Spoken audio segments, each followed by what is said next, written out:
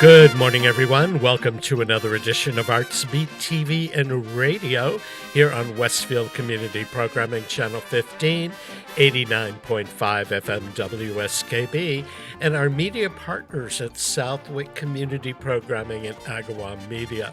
I'm your host, Mark Auerbach, and we're headed up to Barrington Stage in Pittsfield, where the summer season is in full swing. And one of the things that I, as an arts reporter, find fascinating about Barrington Stage is it's an incubator for new theater and new works and world premieres. And some of their track record has been quite extraordinary in terms of producing new work, both plays and musicals. Some of them have gone on to national presence and acclaim. And one in particular that I recall is a play called American Son, which was produced at Barrington Stage and then went to Broadway and had quite a fascinating run, and then was picked up by Netflix and produced as a Netflix show. And it is rare that you find a theater company that puts a lot of energy and effort into new plays. And a world premiere is happening at Barrington Stage July 1st through the 23rd. It's a play called A, B, C, D. And Treuhaft-Ali, the playwright, is here to join us this morning. First of all, welcome. Hi, thank you so much for having me. I'm really always thrilled to get a chance to talk to playwrights, because especially playwrights who are writing something that's about to have a world premiere. Tell me when you started working on ABCD and how you and Barrington Stage became acquainted, and now how Barrington Stage is doing your play.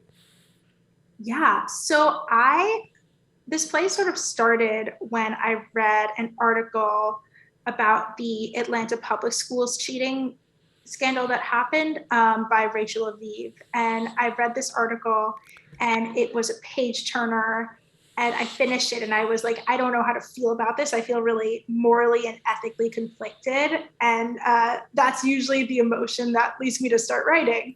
So I wrote a 10-page version of it in college. And then a few years later, I was living in Chicago, and my sister is a teacher there, and I was sort of surrounded by teachers. And that was sort of my main social world.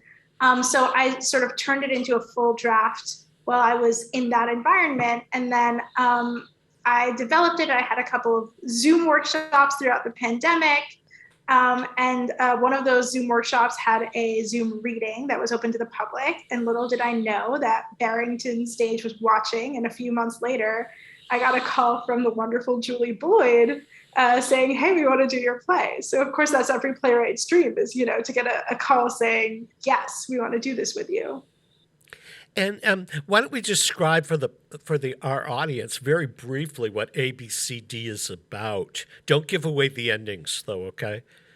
Okay, I won't. So it is about two very different public schools, one that is sort of like an elite magnet school, and one that is a very sort of under-resourced school in a more lower class community. And it's about how our public school system kind of fails people on both ends of the spectrum, and how especially the pressure of standardized testing really doesn't serve anyone and really allows students to fall through the cracks in any kind of school, no matter how many resources they have.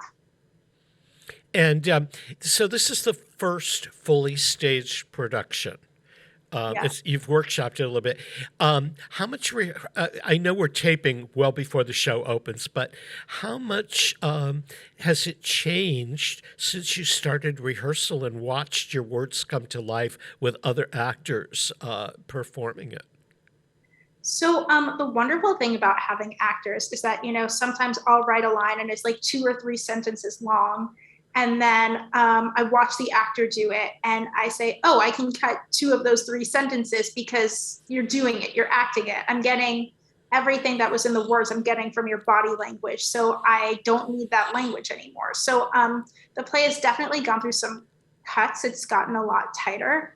but also it's really cool to be able to write to the actors' strengths and to sort of work with them to sort of find these characters, you know, and the characters, we always say that the characters are revealing themselves to us. We're not creating the characters. So yeah, we've been sort of, you know, they'll bring something to rehearsal and then I'll say, actually, I want to write something that supports that choice that you're making. Now, the actors that are doing this at Barrington Stage, are they the same people that workshopped it with you, or is it a different cast? Some of them are, and some of them are brand new. And it's so wonderful to have that mix of perspectives, you know, like the actor who plays the lead. I like to say he's been there since the play was bad. He has been through so many drafts of this play.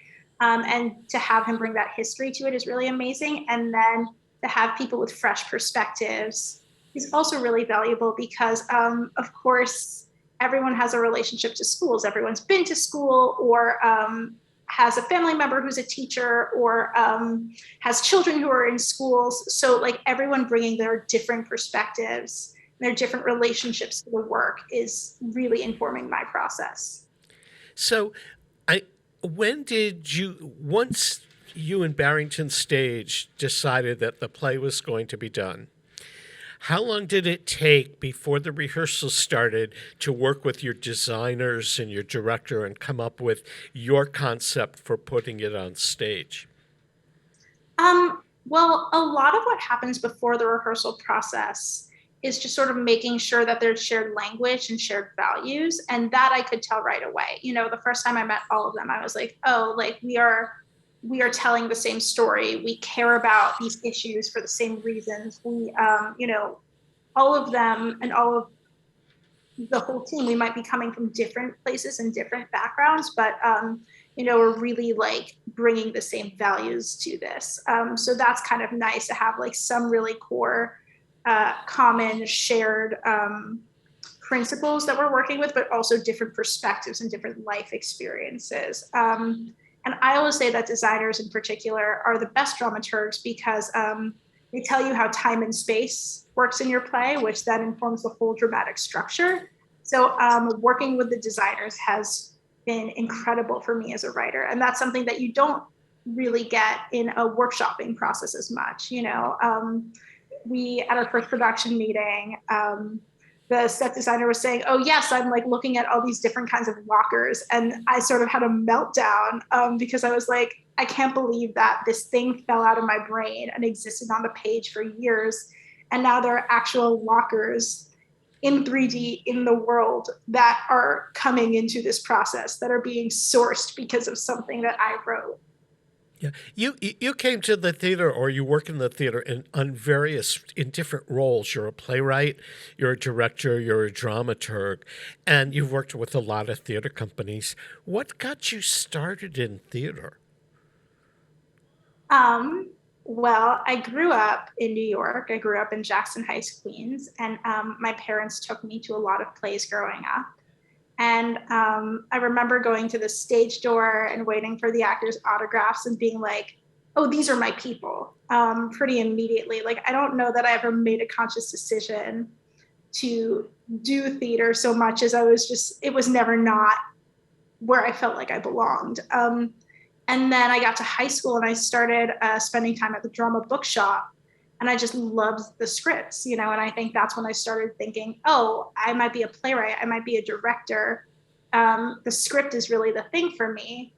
And my high school also had a student written play festival, and I like lived for that every year. I like counted down the days till that got started.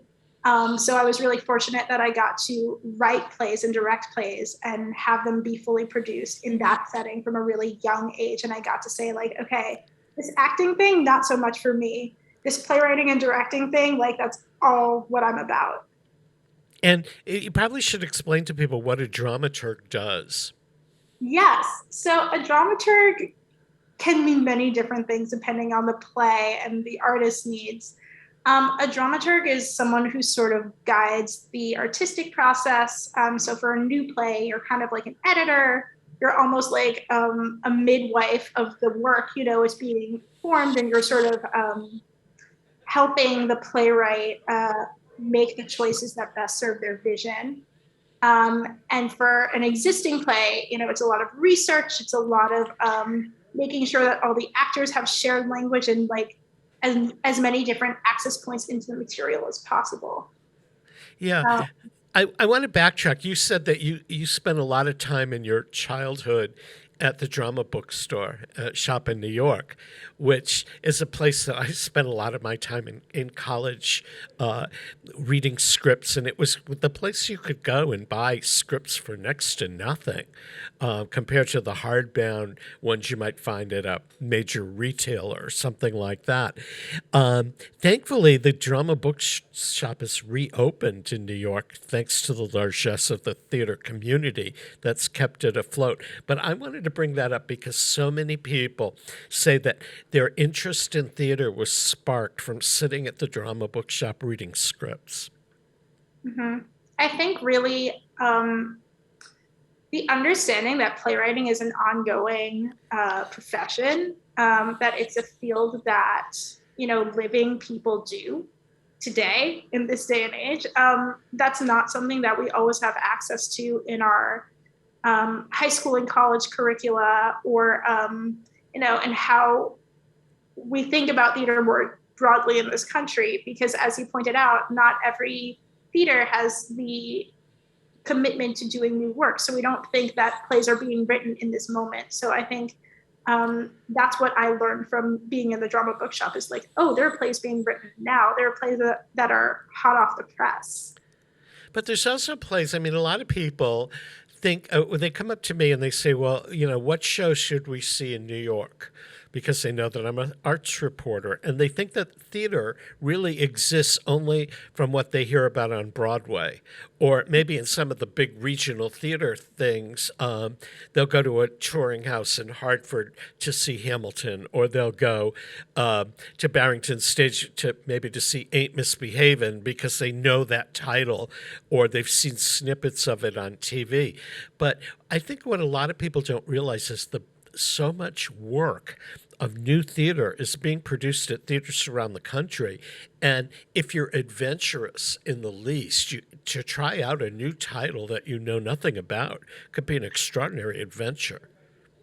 Yeah, what I always say is that, if you go to see a new play, you're seeing something in progress, and your response to the play is going to teach the playwright so much. So, I think that when you go to see a new play, it might be to your taste, it might be not to your taste, it might be very much developed, it might be slightly earlier in its development process.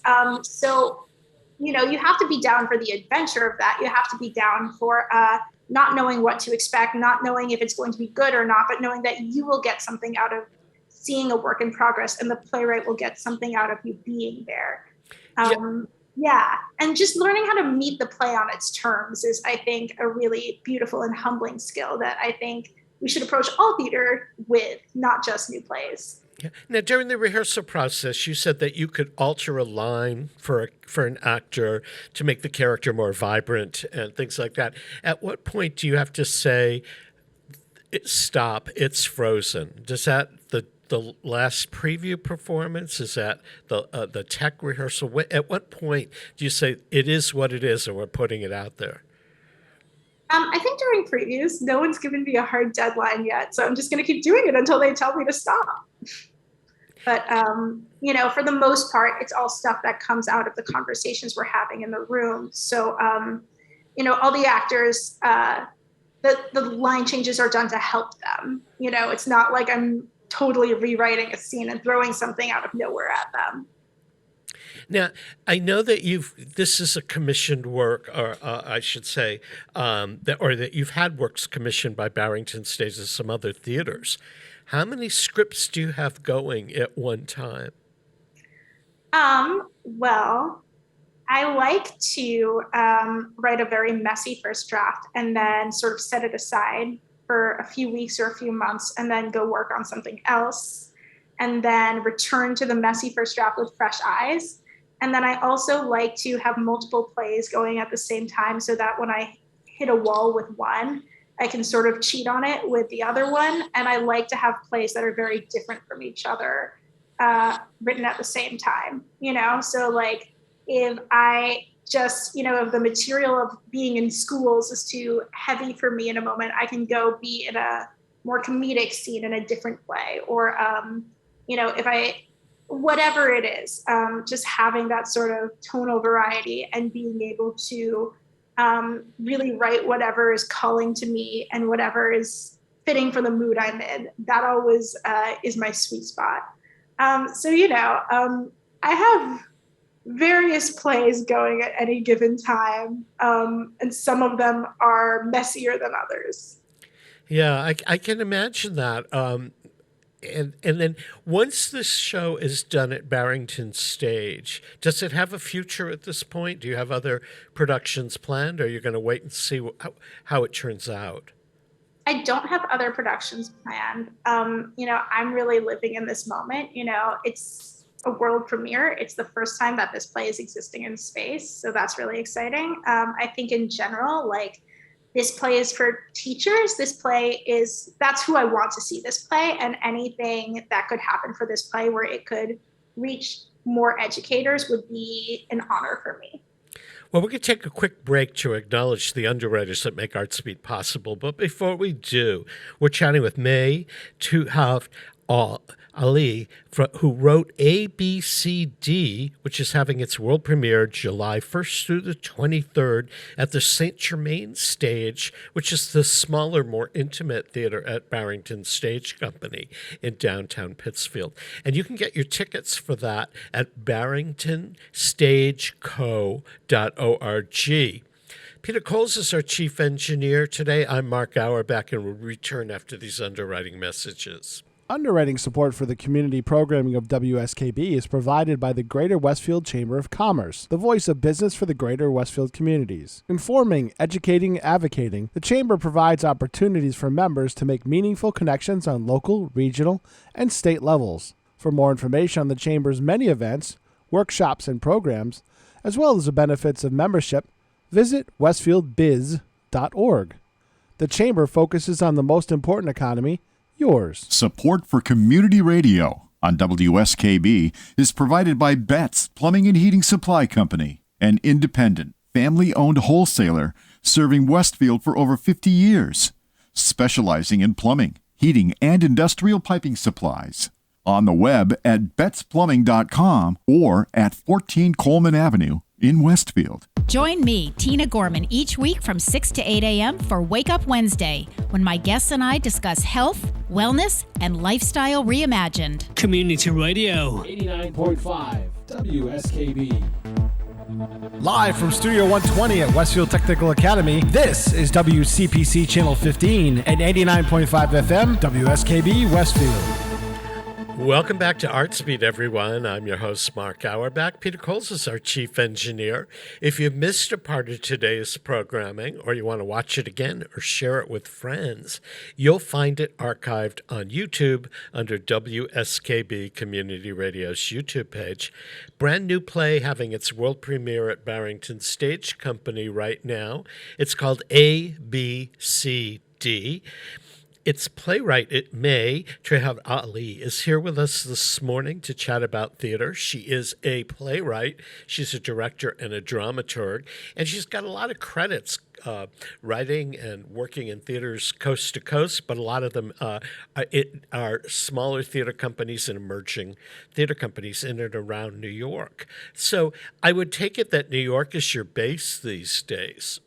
Yes, it is. And so it must be a nice break for you to leave the city in the summer and be up here in the Berkshires. Oh, it's so wonderful. Yeah, I might never leave. I love it here. Yeah. And in particular, it's really special to be here with this group of people and with this cast. Like we went on a cast hike, and we're, it's really great to sort of be in theater camp, basically, with an amazing group of people. Yeah, some of the actors that come up here during the summer, they say working in the Berkshires is like summer theater camp, and that they're really drawn here. And a lot of people end up moving here and working and basing themselves in Western Massachusetts because it's a hop, skip, and a jump from New York and LA. And yet the mountains and everything else just are so appealing. So while you're here doing ABCD, are those other plays that you have floating around, do you have time to work on those, or are you specifically devoting your attention to ABCD? I'm mostly specifically devoting my attention to ABCD, but because I've just received this commission from Barrington, like I also want to spend some time thinking and dreaming about that, and that's in the very early stages. But this is this beautiful place full of mountains and lakes and everything. It's the greatest time to just dream. So I'm sort of like thinking about what I might write for Barrington next. And, in early stages, we're not even at the messy draft phase. Do you have hopes for that ABCD? If somebody, a producer comes up seeing the Barrington stage production, do you see it going to other theaters? Do you see it ultimately becoming a film or a TV kind of thing? When you write, do you think of theaters first and then the other elements second? Yeah, I mean, I always think of theater first when I write. I am very much a theatrically minded person, and I try to write things that have to be theatrical. They couldn't exist in any other medium. So, like if this were to go to film or TV, it would be an adaptation of the script as is, which I would be open to, but it would be a different story. I am always open to anything as long as it's the right people in the room.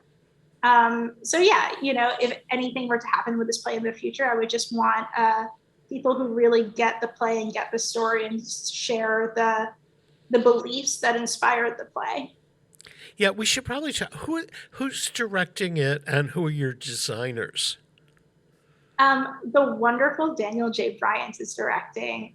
He has been an absolute joy to work with and just such a generous leader of the room. And the designers are Baron Pugh on set, Jason Lynch on lights, April Hickman on costumes, and Fabian Obispo on sound. Had you worked with these people before, or are all of you collaborating for the first time? We're all collaborating for the first time. But our production stage manager, Kira Button, is actually my oldest friend from high school. So, I do have someone who has known me from the very beginning, who recognizes all the little moments from my teenage years that inspired this play. So it's a wonderful mix of old and new friends. So it's like a reunion. Did you guys work together subsequent to high school, or is this the first time? Yes, we have worked together on other plays, but Barrington hired her separately, so it was kind of a wonderful coincidence. Oh, that's great. And how many people are in it, and who are the actors? There are 8 actors, which is a lot. I am very grateful that Barrington said yes to this giant play. Let's see if I can remember all the actors. Well, you don't have to mention them by name, but the fact that there's 8, it's considered a large cast for a new play.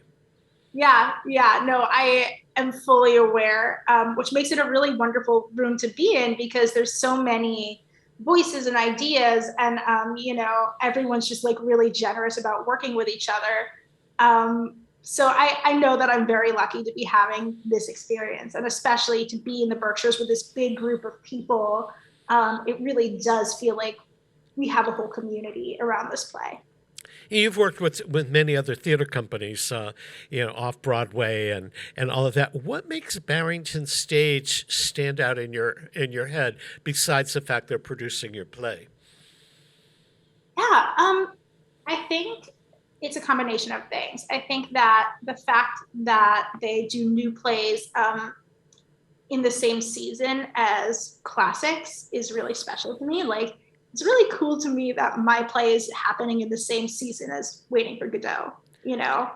That's a greatest honor as a playwright to have your name next to Samuel Beckett. And then I also think it is this sort of the town of it and the community, and really being fully immersed in the work, being in this beautiful setting and being a full-time artist and really everyone feeling like, okay, we're building something special together. And then I also think it's just the staff is so committed and so kind and welcoming. And they really have just made it so easy to live here and to work here. And they just are so devoted to the artists and to executing our vision. So I'm really grateful for the staff. And that's what new play development takes is, a staff behind the play that is really, really on board with the story. I've got to say that Barrington Stage really has stood out. First of all, they never stopped performing during the pandemic. They did theater outdoors. They did theater in tents. They did theater all over town. And second of all, this is the final season for artistic director Julie Boyd before she retires.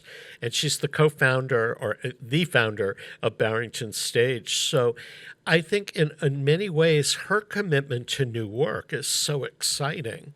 And she's brought so many new playwrights and given them a chance, which doesn't happen in a lot of bigger theaters. So I think Barrington Stage kind of stands out in that regard.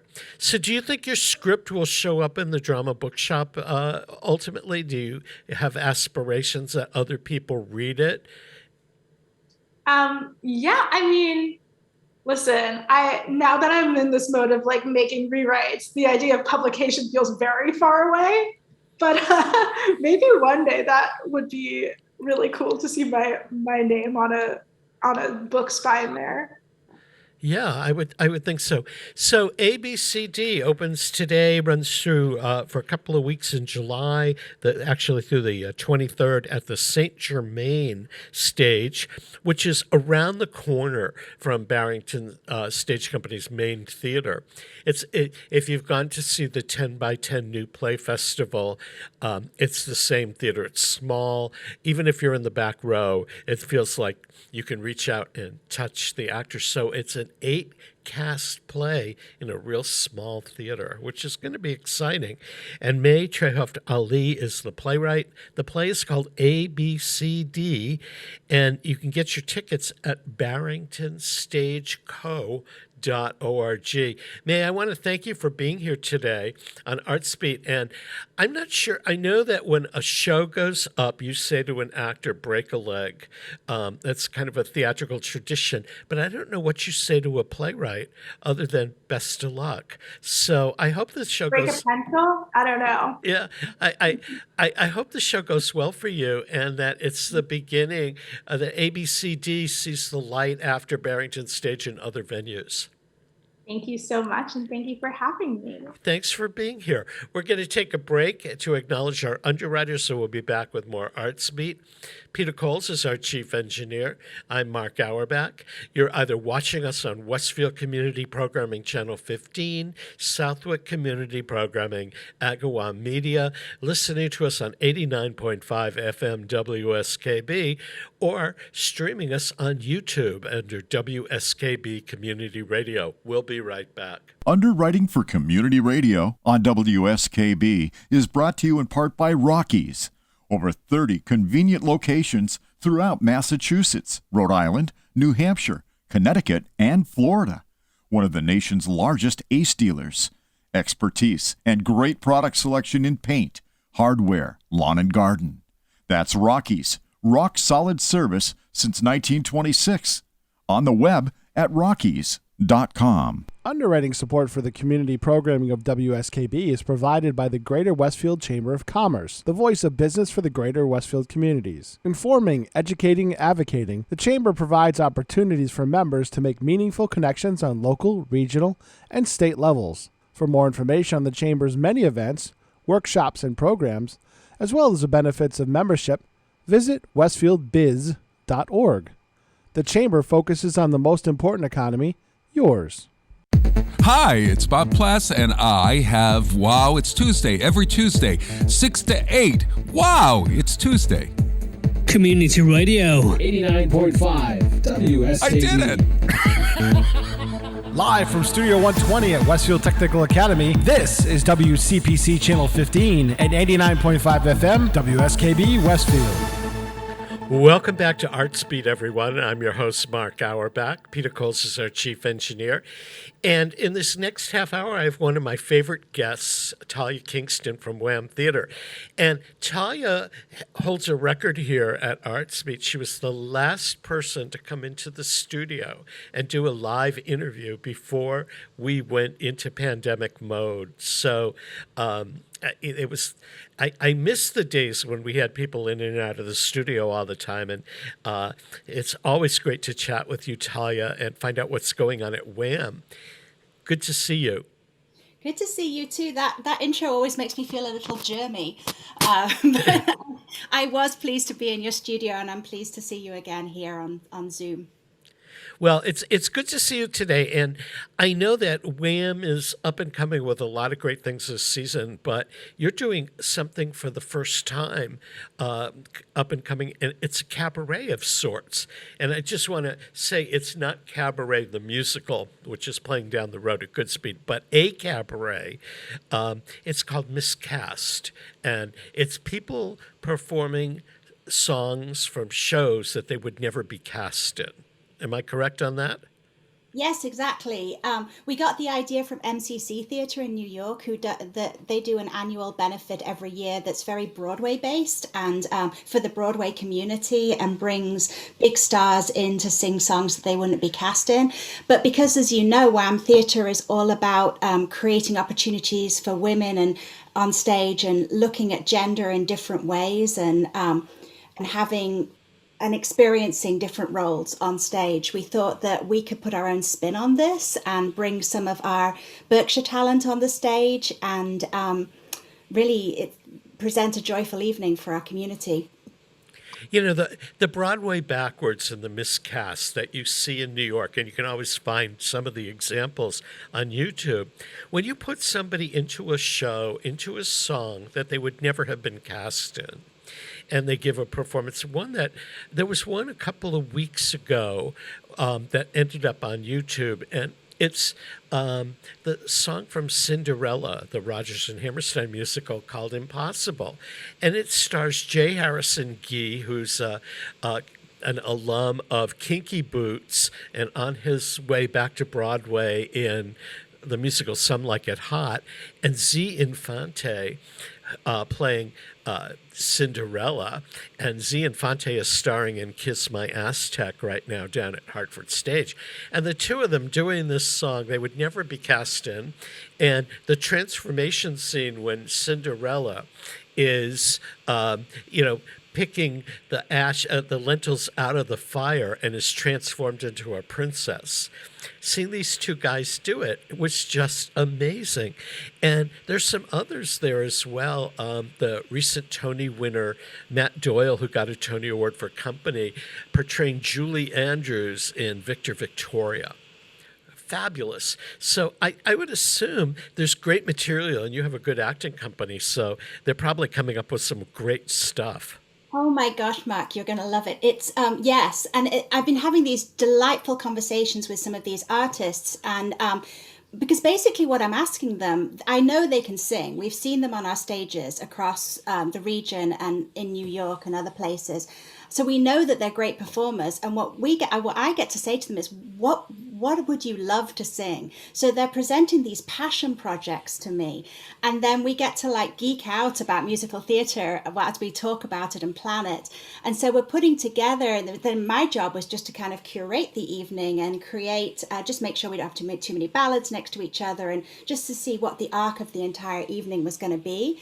It's just been a joy, the whole thing, and we're just so excited to share it. The artists, the emails they send me are so just so excited about this event. So we're thrilled. And I understand that Jane Atkinson, who has been a longtime supporter of Wham, she starred in your production of Anne, the story of Anne Richards, written by Holland Taylor. That production went from Wham here in the Berkshires down to Arena Stage in Washington, D.C., which is one of the nation's major regional theater companies. Then went on to Dallas. And she's known for TV, and I can't remember all of her TV credits, but they are immense. And she's going to host it. She is. Yes, we love Jane. She's going to host it. She was very excited to host it. The other thing that's going to happen through this piece is they're going to be telling, all these artists are going to be telling stories about casting and what it's like to be cast and go through auditions and how they are usually cast. So you're going to get sort of a backstage view a little bit about what it's like to be in their shoes as artists, which is something you don't usually get when you just see them as performers on stage. And Jane's really leading the charge with that by telling some of her stories in casting, and she'll be hosting the event, introducing people, and yeah, it's been very exciting. It's always exciting to work with her, and she, as you say, she's a big supporter of WHAM and our mission. This is a benefit performance that is going to be helping our community engagement programming. So she's always been a big supporter of that too. Can you share at this point some of the miscast songs that we might anticipate, or are you saving them all as a surprise? You know, I kind of am saving them as a surprise, Matt. I want people to come and see it. And part of the interesting thing, if you've ever seen a miscast cabaret, is you hear the intro and you kind of try and guess what song they're going to sing. Well, I mean, I can definitely tell you the performers who are performing, and I can also tell you some of the musicals that the songs are coming from. But I kind of want to leave the element of like, oh, this guy's going to sing this song, wow, to the moment when it gets revealed to the audience. So I don't want to give too much away. I will say that we have a huge variety of musical theatre. And there's definitely songs that people will be able to sing along to, that people will know. These are not obscure songs. But the evening will include songs from The Sound of Music, from Hamilton, from Follies, from Gypsy, from A Chorus Line, from City of Angels, Fun Home, Fiddler on the Roof, Pirates of Penzance. It goes on and on. There's going to be around 15 songs, I believe. There's 10 performers, and there's a couple of duets and a group number. Yeah, we should tell people this is being done at the Mahawi Theater in Great Barrington. Yes. And it's a gorgeous place to go see a show, but you better get your tickets up front at whamtheater.org. So don't wait to get those tickets. Who came up with the idea of doing this as a cabaret for Wham? Because Wham is not known for putting musicals on stage. I think this is probably a premiere for Wham on that level. Yeah, it absolutely is. You know, it turns out, Mark, that we're all musical theatre geeks on the team. So we haven't been able to do, partly, honestly, musicals are incredibly expensive to produce because you need the music, you need to pay the musicians, the orchestra, you need choreographers.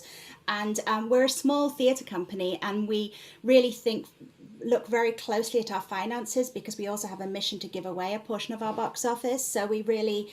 doing something that immense was always felt sort of a little prohibitive for us, but we all love them. We all love these musicals, and then we also tried to figure out how could we do this with the spin of activism, but also make it a joyful evening. So how can we sing these songs, but also at the same time just make people think, well, why isn't this person ever cast in this role? What does this say about this role? Just at the back of their minds, I think mostly they're going to be tapping their feet and singing along. But to answer your question, I'm not sure whose idea it was. I know that our managing director, Molly Merrihew, mentioned an idea. I think I latched onto it, but also our general manager is a huge musical theatre fan who used to run her own cabaret theatre before in Florida. And so is Kristen Van Ginhoven, our producing artistic director. So I think we all just were very excited about it. It just gives us butterflies when we talk about it. Yeah, I mean, I think it's a great opportunity for everybody. And I don't know, but as a performer, and most of these people that are part of the Wham company are seen in comedy and drama. We don't get to see them sing or do musicals. It must be a fun, different thing for them. Yeah, a lot of them have performed in musicals elsewhere at companies that do perform musicals. So, but we have, Jasmine Rochelle Goodspeed, who was in our production of Kamloopa last season in a serious sort of drama or maybe comedic role. We have Wendy Welch, who has a long history as a musical theatre artist in Texas, where she's originally from, but she's been in the Berkshires for many years, and she was last seen in Wham in Row. Tom Truss, who's a dancer and has a background as a dancer, and pianist and a musician who was in the Thanksgiving play. But when we started to look at the people that we work with consistently and whose work we enjoy, we're like, there are a lot of musical theatre performers here. And yeah, so it just it was just a joy to put this together, and yeah. Yeah. So we should tell people to get tickets, but this is a gala, and it's a fundraiser specifically for WHAM. And then WHAM takes a certain percentage of the box office income and then turns that into a donation to a not-for-profit that provides services to women and girls. So it's a good community service all the way around. Yeah, so the tickets actually, you can go through our website, but you should probably go, it might be quicker even to go straight to the Mahawi, because the tickets are being sold through the Mahawi box office, and we have a direct link from our website to their box office. You can read more about it on our website and then go to the Mahawi box office. It is a gala, but we were trying to rethink the traditional Berkshire art scene gala, which have always felt a little classist, I guess, and it sits a little bit uncomfortable for an activist theatre company. So we're thinking, how can we have this celebratory evening that brings people in, that raises funds for our community engagement programming, and but that also has many different price points, and that is accessible, and that is not, it really feels like a show rather than that you're just coming in order to give more money. So we're trying this out, and we'll see how it goes. I have high hopes for it, but I think more than anything, it's just going to be a really fun evening at the theatre, and a chance to sort of just gather and celebrate live performance after, as you know, it's been 2 years of just struggle in terms of live performance organisations. So this would just be a great opportunity to celebrate it and also to contribute to the future of a live performing arts organisation. And this year, your Fresh Takes series that you've been doing, which is kind of staged readings of plays, some of them are brand new and in development, some of them have been around. Those have kind of traversed Berkshire County. Yes. There was one at Berkshire Museum and one at Masmoka. So what are some of the up-and-coming things after Miscast? Yeah, so after Miscast, we go straight into, like a month later, we're going to be at the Mount at Edith Wharton's house, performing, it's actually a reprise of a reading that we did prior to the pandemic of Carol Churchill's Escaped Alone, which is a play that features 4 older actors, female actors on stage. And Carol Churchill, as you probably know, is a phenomenal powerhouse in the British theatre scene, and writes kind of absurdist plays. But when Kristen and I, as we were reading plays through the pandemic, we kept coming back to this script because it was written prior to the pandemic, but it has this resonance of what happens when you're trapped in one space and there's disasters going on around the world, and how do you reach out to those, how do you interact with those and communicate with those.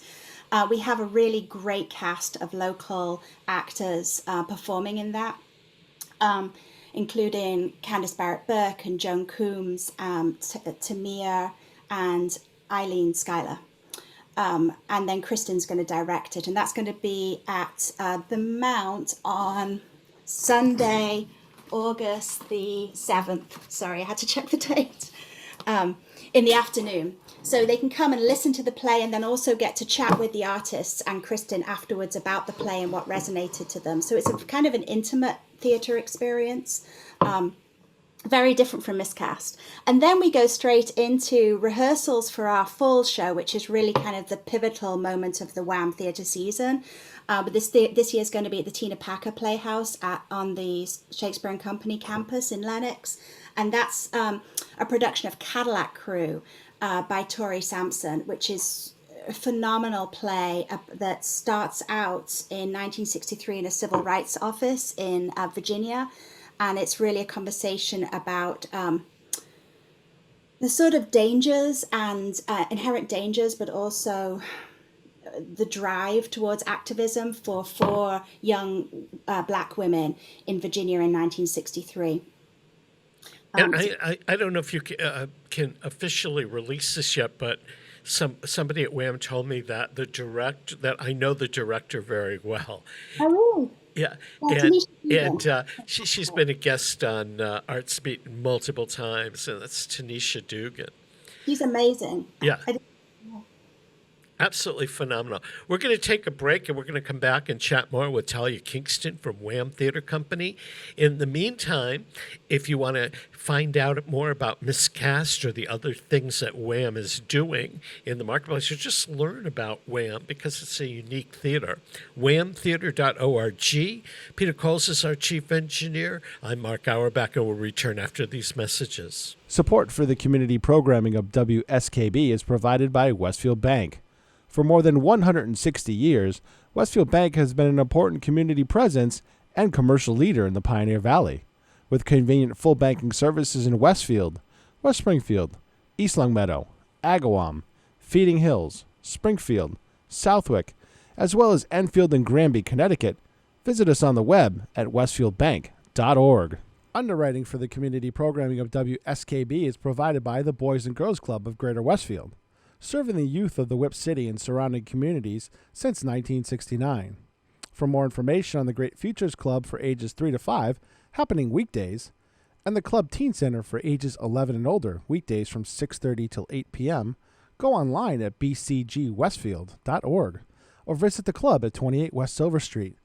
The Boys and Girls Club of Greater Westfield. Great futures start here. Hi, this is Harry Rock, host of Rock on Westfield every fourth Wednesday at 8 a.m. Tune in for my view of this place I call home. Community Radio 89.5 WSKB. Live from Studio 120 at Westfield Technical Academy, this is WCPC Channel 15 at 89.5 FM, WSKB Westfield. Welcome back to Artsbeat, everyone. I'm Mark Auerbach. Peter Coles is our chief engineer. If you missed a part of today's programming or you want to watch it again or share it with friends, you'll find it archived on YouTube under WSKB Community Radio. My guest this half hour is Talya Kingston from Wham Theater.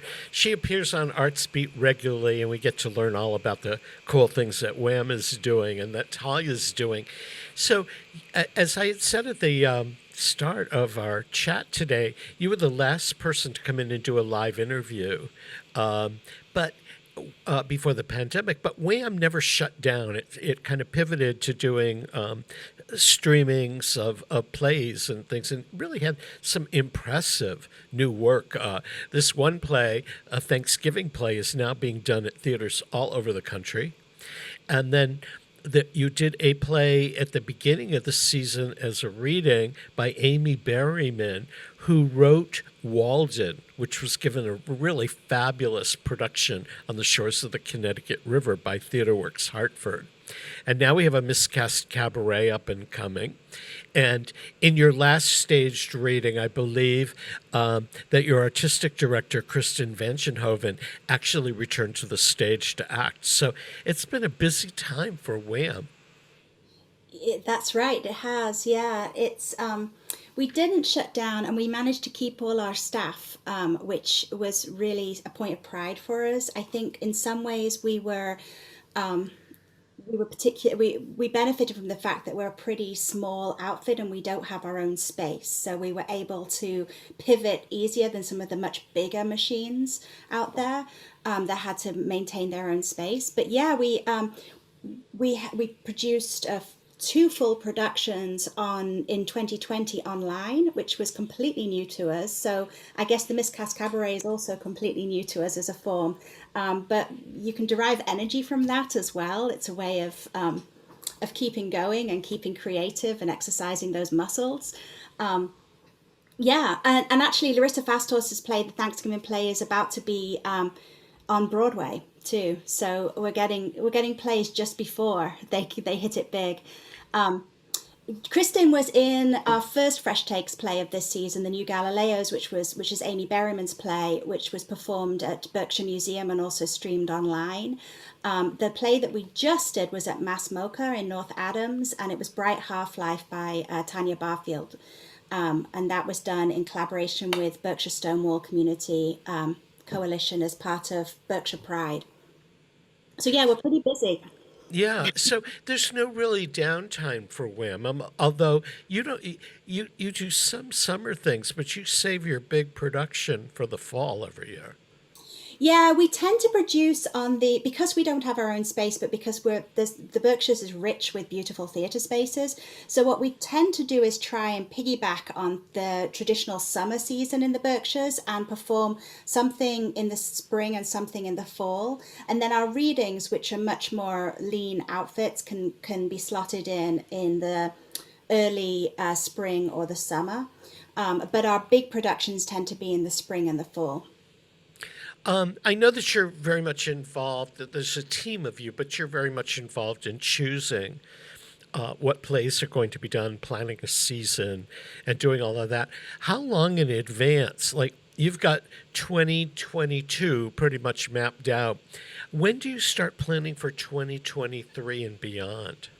Oh, it's already in process. We're already I emailed agents about rights this week for a play that we would be putting on in the fall of 2023.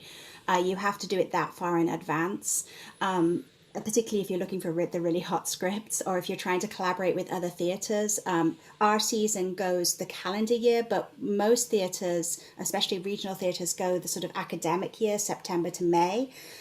So you're trying to fit with other people's seasons and other people's booking periods and find directors that get snapped up, particularly people like Tanisha Dugan are getting snapped up pretty quickly. So you're trying to match plays with artists, and for us also with space, because we have, one of the benefits of not having our own theatre space is we can choose a space that fits with the play. But then we have to figure out how we're going to fit with that theatre season. So basically it's a big puzzle, like jigsaw puzzle that you have to try and fit together. But the reading of new work really goes on in the spring, summer. And then by the fall, we're looking at the budget and nailing some things down so that we can announce early in the new year. It takes a while because we then have to go through the unions. It's not as glamorous necessarily as it sounds, lots of administration. Yeah. A lot of people come back to Wham year after year. How many years have you been with Wham? This is my 5th season, but Wham is now in their 13th season. And I think it really hit a nerve because while there is lots and lots of great performing arts companies in the Berkshires and in the surrounding areas, we really have a sort of niche in that we look specifically at female roles and giving more breadth to female roles and female writers. And then also because of our activist and our intersectional bent of like trying to figure out how is this play creating conversation and contributing to conversation about social change. So I think there were people who were looking for that and who really found community through us. I know that Wham was a pioneer among, at least in our geographical region, of doing plays, having women directors, designers, actors, playwrights, roles written for women. But in the last couple of years, as we've pivoted, as the theater industry has pivoted, there are more opportunities for women out there. Many have taken on the roles of artistic leadership in regional theater companies. For example, Hartford Stage with Melia Ben-Susan. And when I watched the Tony Awards recently, it was really great to see women as directors, designers, and playwrights being honored for their contributions. Do you think the world is opening up now or to more opportunities for women in theater? I mean, yes, I hope so, and I agree with you. It was very exciting to see that. If you actually look, and I do encourage your listeners to do this, look at your local theatre and look at how many plays are being produced by women, like particularly female writers, because then you're getting a female perspective through the story, and it's still the minority. And and women aren't the minority in people who are writing plays in the US. So, and it's the same for people of color as well. It's still in the minority unless people are making a point of doing a season of all Black playwrights or a season of all women playwrights. And so I think it's something that we just keep needing to agitate for, because it's so important, especially for young women going to the theatre, or even older women going to the theatre. You need to see yourself mirrored, to see possibilities of different lives mirrored to you. If you're constantly seeing stories from the male perspective or from white male perspective, then even if they're brilliantly written, and they're often, you're not locating yourself as a protagonist in the story, and therefore in your own life. So I do think it's important to continue. And yes, I also celebrate the diversity that we're beginning to see in places like this year's Tony Awards. And of course, people forget or don't think about it necessarily in Western Massachusetts or the Berkshires, because all of the major arts organizations in the Berkshires, Williamstown, Barrington Stage, Berkshire Theatre Group, Shakespeare and Company, and Wham, all have women at the helm of their artistic and managerial roles. So we are not atypical. We are atypical, I guess, and not typical. And so we all live and work in a great theatrical environment here in Western Massachusetts that many other people outside of Western Mass don't have. Yeah, no, we're very lucky. We have this kind of leadership and this kind of modeling. Absolutely. And long may it continue. Yeah, we're out of time, Talya, but thank you for joining me this morning. It's always great to have you as a guest, and maybe as we get closer to your fall production, you'll come down and do a studio gig with us. Oh, that would be lovely. I'd love to come back to the studio. Thanks. Terrific. We've been chatting with Talya Kingston from Wham Theatre. Go to their website because their Miscast Cabaret is just around the corner, whamtheatre.org. And this wraps up another edition of Artsbeat. Peter Coles is our chief engineer today. I'm Mark Auerbach. We'll see you next Friday.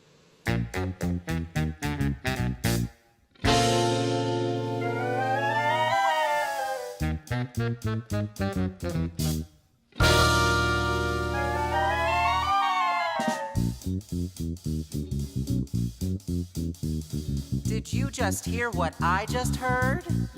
That noise don't come from no ordinary bird. It may be just a cricket or a critter in the trees.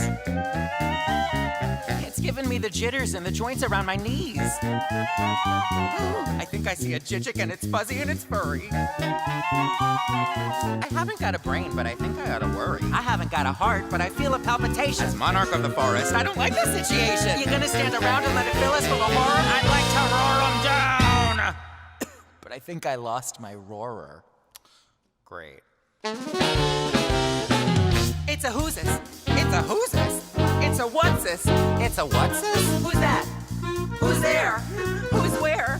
Beware! Who's that hiding in the treetop? It's that rascal, the jitterbug. If you catch him buzzing around you, keep away from the jitterbug. Oh, the bees in the breeze and the bats in the trees have a terrible, horrible buzz. But the bees in the breeze and the bats in the trees couldn't do what the jitterbug does. So just be careful of that rascal. Keep away from the jitterbug. The jitterbug.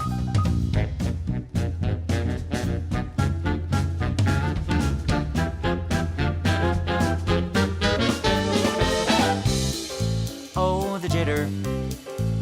Oh, the bug. Oh, the jitterbug. Do-I, do-I, do-I, do-I. I'm a twitter in the throes. The critters got me dancing on 1,000 toes. There she blows. There she goes. Who's that hiding in the treetops? It's that rascal. Jitterbug, jitterbug, jitterbug. Should you catch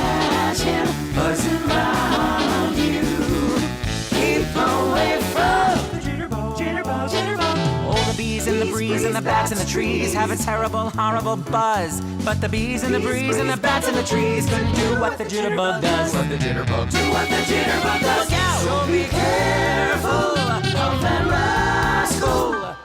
Keep away from the birds and the bees and the flowers and the trees and the bats and the fleas all agree to stay away from that old jay,